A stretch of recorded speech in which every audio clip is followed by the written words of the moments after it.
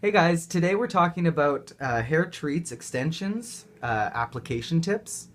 So I'm just going to walk you through how to apply these. Now, keeping in mind that with all hair extension things, the consultation is the most important. We need to understand how the client's hair is working, what they're looking for, and what we can give them with these hair extensions. So as always with hair extensions, we want the hair washed and cleaned and straightened if possible. I mean, if it's curly hair extensions, maybe try something else, but usually straight is the best way to go. So today we're using the double loop system. So as you can see here, a hair extension with the two loops. You have two different colors. The colors are really meaningless. It's just for separation and makes it easier to grab.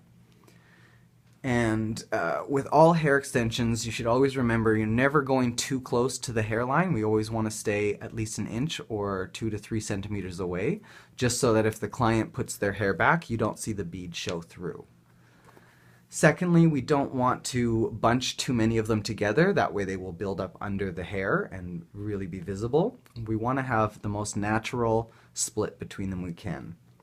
So generally we try to pick about 1 centimeter to 1/2 inch in between each one. And you want to layer them in rows. So you always want to make sure you've got a nice straight part in the hair. And whenever you're layering them, you always want to do them in what we call a brick layer. So they're offset so that the two on the bottom will have one in between them. But that's all extra stuff. So for now, I'm just going to show you the application. So here I have the two loops. The point behind this is that the hair is going to be pulled through the bead, around the bead, and back through the bead again.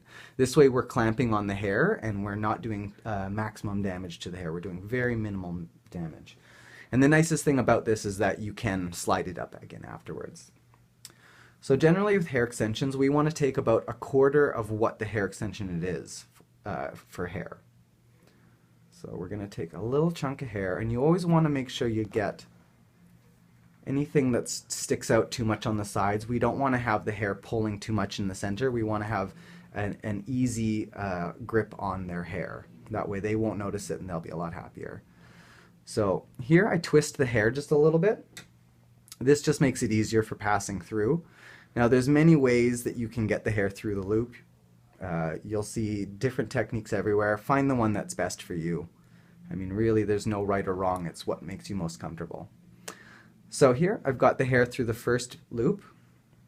I'm going to pull that out about 1 inch or so. We're not pulling it out completely before we put it through the second loop. That second loop, we're pulling completely out, and I'm holding it with my fingers there. That way we can adjust if we need to or whatnot. And then we pull the second bead through. And so now, as you can see, the hair has gone through, around, and through again. Now always save these loops because we don't make extra ones, and if you run out and they want to reuse them, it makes it a lot more difficult. So here, once the hair is through, we can slide it up, we can slide it down. Really, really simple. You want to go about 1/2 inch to 2 centimeters away from the scalp, just so that it's not too tight on their head.